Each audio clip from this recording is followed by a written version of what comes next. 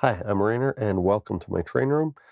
So, a number of my videos recently, I've been working on the other end of my layout, working on a couple buildings and then the track work for my steel mill area. And to follow along with that, I thought I would build a couple of these Walther's Slag cars. Now, I picked these two up at a train show recently. I believe it was the show in Ancaster.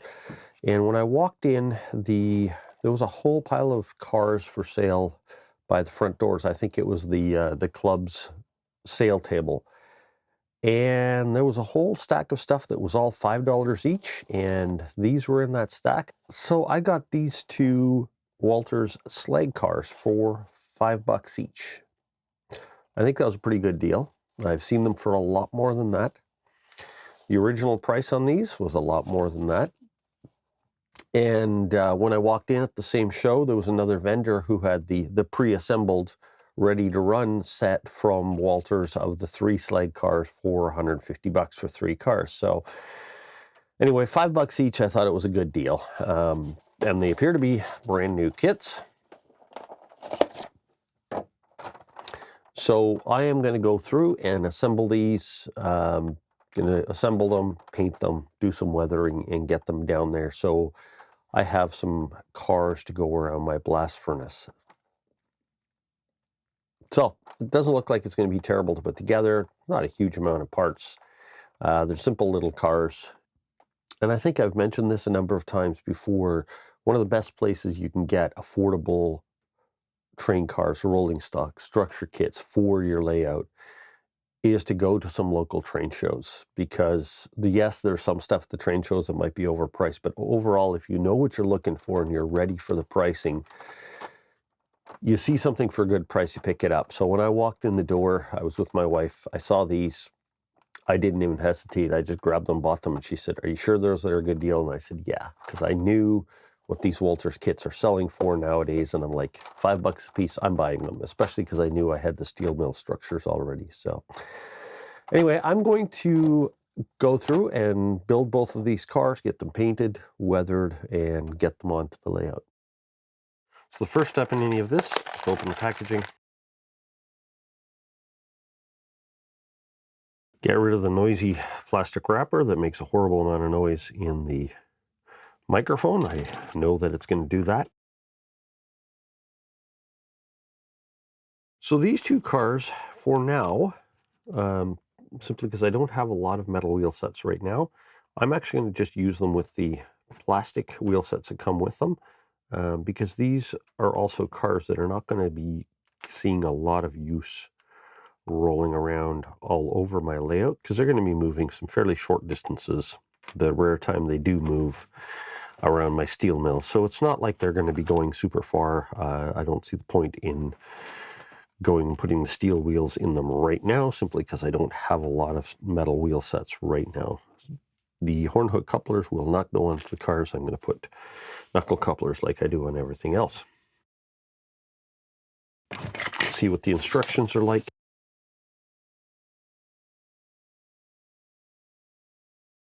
Got one set of exploded drawings here, so looks like it's going to be fairly straightforward. Talking about putting the frame together and putting the weights in it. Let's see where the weights are. One of the things to do is make sure when you're building kits that you don't throw out your packaging until you've double checked, because there was a cardboard paper bottom here, and then the weights are actually taped to the box. So make sure you don't, when you're opening packaging of things, that you don't miss little details like that.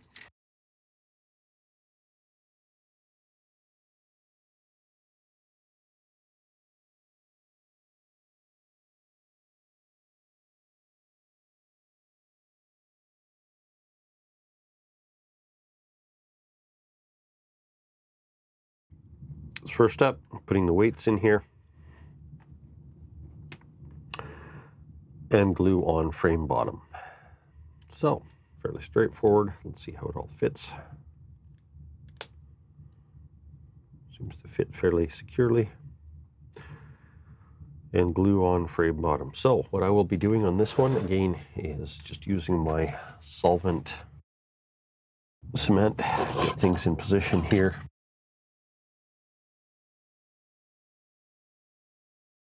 So what I noticed here was that the two curving parts of the frame were kind of springing apart, so I just squeezed them together with my fingers and put a drop of this solvent cement on both sides and let it wick in. I'll just hold it for a few seconds to make sure it bonds, to make sure it's nice and solid.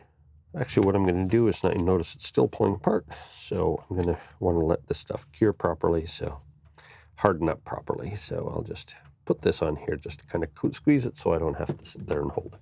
Now it's talking about bottom and some top support ring and glue to ladle, so I can leave that while I'm working on this part.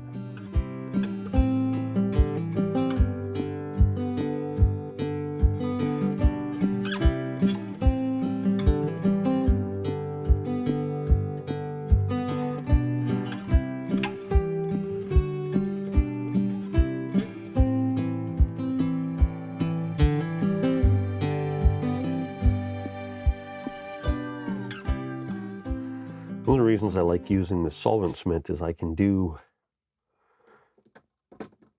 take the time to line things up exactly like I want them without having the glue on there. And then just put a tiny drop of it in here. It wicks in, and I don't need to hold it for a long time to make sure it stays. But everything will be securely glued in.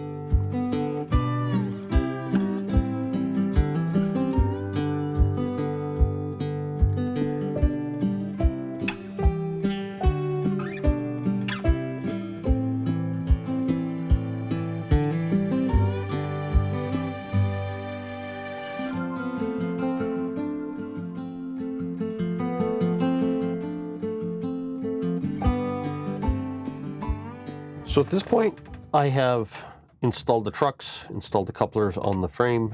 This ladle is together. Now there's this little piece here, number 20, and there's a little bit of detail here. So I guess I'm just gonna have to guess at that. It goes this way. It appears that this goes like that, and it goes in between the two. Because it says, glue the top safety lock in place between the two rings as shown. Set the ladle assembly aside. So, got this looking from the top, going in here. That kind of looks how it's lined up on there. That's how the joints and the seams and the part line up. So I'm gonna have to assume that that's what it is.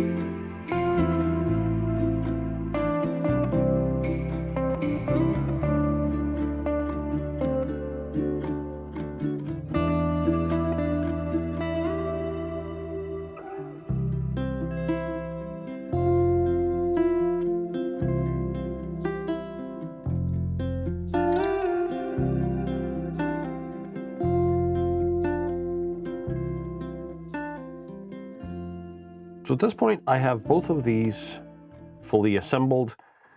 Not terribly difficult to assemble. Basically what you do is you assemble the frame and then put the kind of the detail parts on this end of the car, assemble the ladle with the, the little frame around it separately, and then you assemble this kind of assembly that sits on this end of the frame on this end, and then assemble the three together. And once you're done that, it's just a matter of putting the railings on the ends. So did that, and then I took the trucks off again because I didn't want to end up gumming them up with the primer that I sprayed on everything else, so I sprayed both of them with flat black primer. Also, a while ago, I picked up this car for free, and it was, well, in a bit rough shape. It was missing some parts. Some of the steps were kind of bent up and broken, and the railings were missing.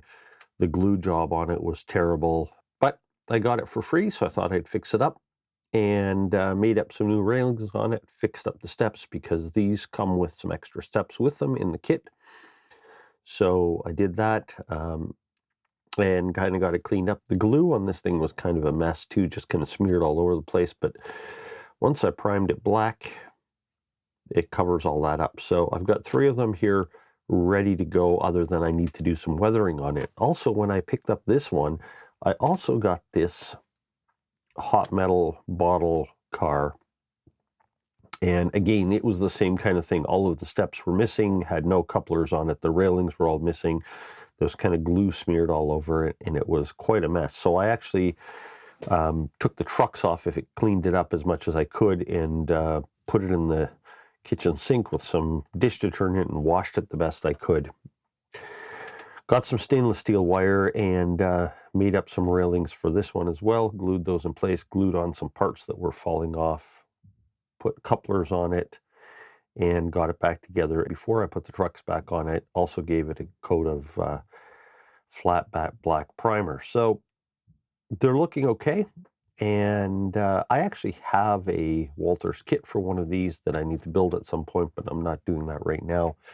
You guys might have seen these 2 cars in my earlier shots of the blast furnace on there. I just kind of put them in place, but they weren't rolling properly, and the couplers weren't working properly. This one didn't have any, and this one had horn hooks on it, and they were just there as kind of placeholders. But now I think I've made them into functional cars, so what I'm going to go do now is get the airbrush going and do some weathering on all 4 of these cars, and then get them on the layout.